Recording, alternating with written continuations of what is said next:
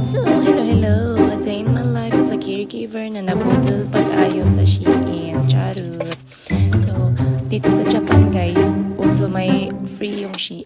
Like, bibili ka ng 5 items at 4 items naman yung free. Kaya, ayan, tingnan nyo, budol na budol ang peke nga nurse. O, mag-unboxing muna tayo. Pero sobrang sulit niya guys kasi yung mababayaran mo is like 2,100 plus lang or 300 plus, 200 plus sa isang item at 5 item yung dadating. Kasi legit orders po yan at yan, mga item na yan ang